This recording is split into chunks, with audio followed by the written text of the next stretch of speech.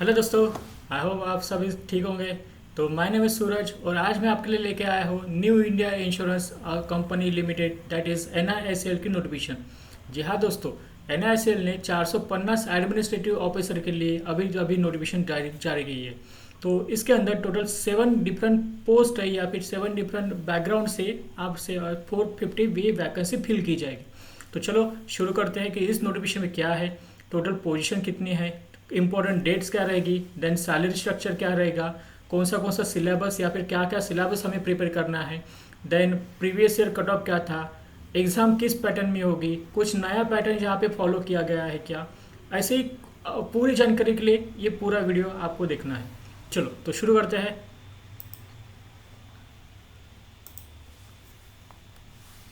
तो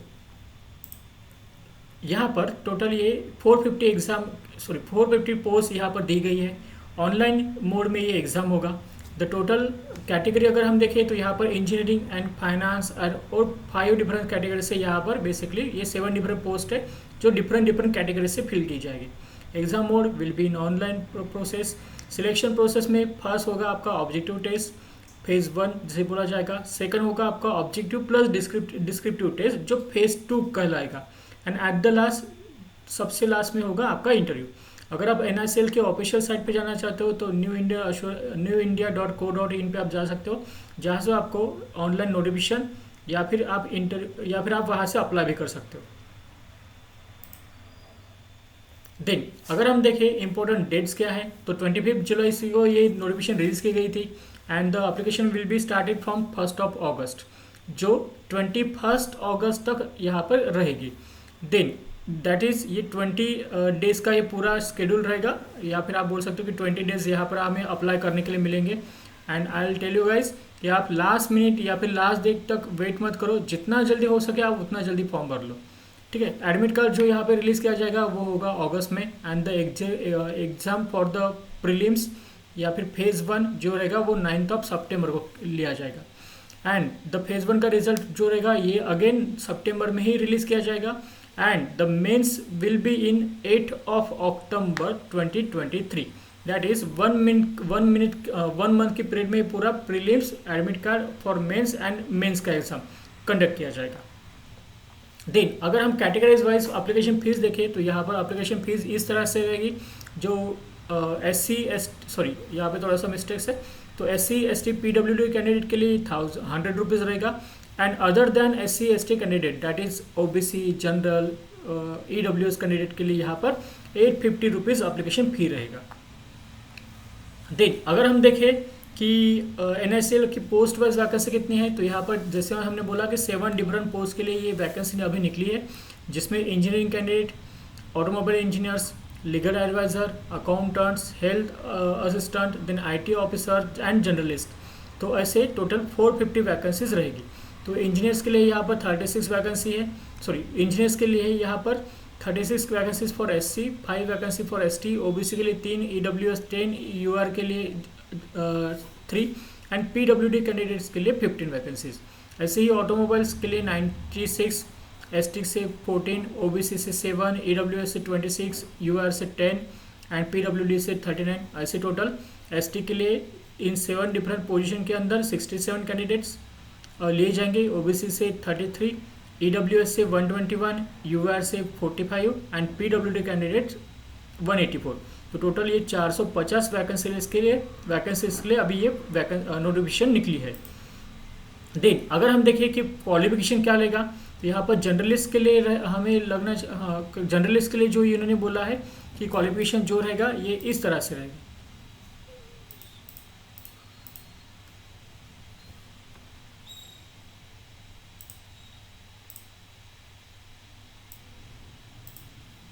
तो category wise रहेगा, candidate must be a graduate और post graduate from a recognised university in any discipline. Candidate must hold a minimum of 60% marks in either of the degree exam for general candidate and a minimum 55 exam marks for SC, ST और PW candidate.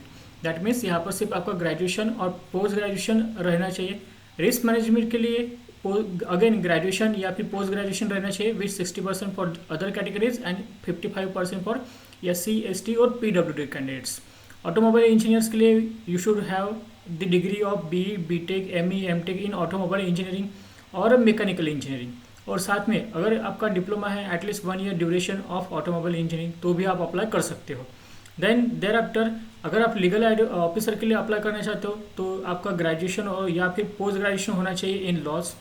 Then if अगर आप accountant के लिए जाना चाहते हो तो you should have the degree of chartered accountant ICI AI या फिर graduation post graduation in any discipline.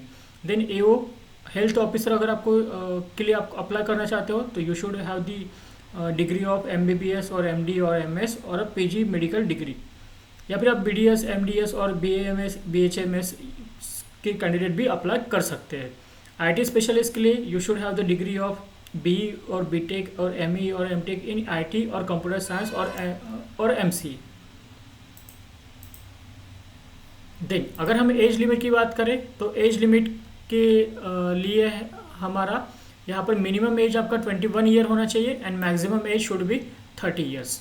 Then वहाँ पर भी कुछ एज रिलैक्सेशन यहाँ पर रहेगा, जैसे ST और SC कैंडिडेट के लिए 5 year age relaxation, OBC candidate के लिए 3 इयर्स, PWD कैंडिडेट के लिए 10 इयर्स, एक्स सर्विसमैन के लिए 3 years and disable ex serviceman के लिए up to age of 45 and ex serviceman और disable ex serviceman up to age of 45 इस पोस्ट के लिए अप्लाई कर सकते हैं।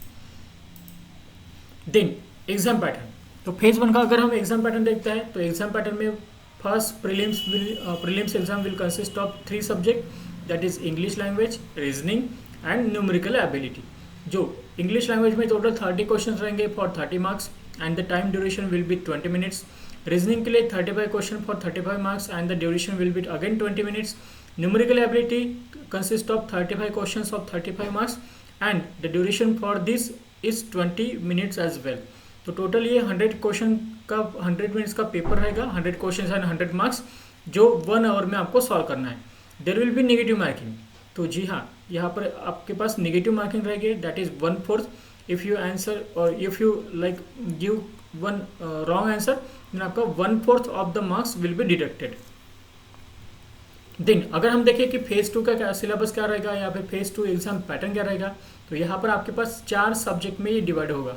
Reasoning ability, English language, quantitative ability ये प्रीलिम से ही आएगा एंड जनरल अवेयरनेस ये आपको नेक्स्ट सेक्शन यानी मेंस के बाद मेंस में आपको ये रहेगा।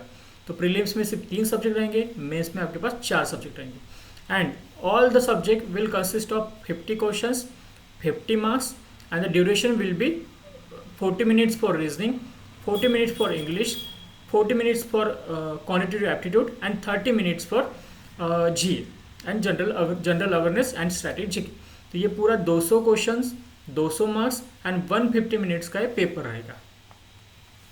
देन अगर हम देखें कि स्पेशलिस्ट जो भी स्पेशलिस्ट पोस्ट होती है अगर उसके लिए हम जाना चाहेंगे तो यहाँ पर 40 questions for 40 marks, then English के लिए 40 question 40 marks, general awareness 40 question 40 marks, quantitative aptitude 40 question 40 marks and अगर आप टेक्निकल में जाना चाहते हो जैसे IT ऑफिसर था, हेल्थ ऑफिसर था, तो वहाँ पर आपको 40 क्वेश्चन 40 मार्क्स 35 मिनट्स ये रहेगा। तो again this will consist of 200 questions and 200 marks. Then जैसे आपका मेंस हो जाता है उसी के साथ में आपका 10 मिनट्स का लेटर राइटिंग चलेगा एंड 20 मिनट्स का आपका ऐसे राइटिंग चलेगा, ये पैरेलली साथ में ही होगा। Once you completed with the mains you will be shifted to the next descriptive paper. Then अगर हम सिलेबस की बात करें तो this is close related to the banking exam. तो बैंकिंग में जैसे एग्जाम का जो भी सिलेबस होता है सिमिलरली वही सिलेबस या फिर मोस्ट ऑफ द टॉपिक्स वही यहाँ पर NIACL के लिए भी आपको फॉलो करने हैं। जैसे अगर हम इंग्लिश की बात करें तो reading comprehension, cloze test, filling the blanks, grammar, parajumble, miscellaneous कुछ टॉपिक्स। अगर हम कॉन की बात करें या फिर एप्टीट्यूड की बात करें तो यहाँ पर simplification, ratio, proportion, percentage, number system and number series, profit and loss, mixture allegation, time and distance, जो आपने अभी तक जितना भी आपने बैंकिंग के एग्जाम के लिए आपने देखा होगा वही सिलेबस यहाँ पे आपको फॉलो करना है। रीजनिंग में coded inequalities, sitting arrangement, puzzle, logical reasoning, ranking order, alphabets की series, data sufficiency, syllogism, blood relation and direction, coding, decoding and alphanumeric series. तो अगर हम सैलरी स्ट्रक्चर देखें तो सैलरी स्ट्रक्चर में आपका बेसिक पे रहेगा ये रहेगा अराउंड 51,000 पे स्केल आपको रहेगा ये अराउंड 51,000 टू लेकर 96,765 इन्होंने बोला है। टोटल सैलरी ये रहेगी, ये अप्रॉक्स 80,000 आपको इन हैंड मिलेगी। तो जिसमें इन हैंड सैलरी में DRS allowances, house rent allowances, transport allowances, city compensatory allowances, newspaper allowances for furnishing of residence, medical reimbursement along with hospitalization facilities, then provision of loans and concession rates of interest for housing, car, education and digital accessories। तो ये काफ़ी अच्छी opportunity है। If you crack this exam then it will be very good for you. देख अगर हम देखते हैं कि प्रीलिम्स का एग्ज़ाम ये लास्ट ईयर में जो NICL की जो वैकेंसी आई थी ये 2021 में आई थी, 2022 में इसकी कोई वैकेंसी रिलीज़ नहीं की गई थी। तो 2021 का अगर हम कट ऑफ देखते हैं तो UR के लिए 73.75 था, ST candidate 58.75, SC candidate 64.50, OBC के लिए था 68.25। देन कुछ डिफरेंट PW के कैटेगरीज के लिए डिफरेंट यहाँ पर उनका भी कट ऑफ अलग अलग था। देन अगर हम देखते हैं कि मेंस का कट ऑफ था क्या था, तो UR के लिए 100, ST के लिए 70, SC के लिए 71, OBC candidate 70.75। Then different PW के कैंडिडेट, डिसेबिलिटी कैंडिडेट के लिए अगर डिफरेंट यहाँ पर कट ऑफ था। देन डिस्क्रिप्टिव का जो कट ऑफ था वो था 13.5 for ST and ST candidates and 15 ये था UR general category, EWS category and OBC category के लिए। So thank you for watching this video. तो this is again I am telling you this is very good opportunity, don't wait for the last day, kindly fill the form as soon as possible. And अगर आप हमारे channel पर नए हो तो for such more videos and such more job openings you can subscribe to our Megabit Educational Centre YouTube channel. So thank you so much.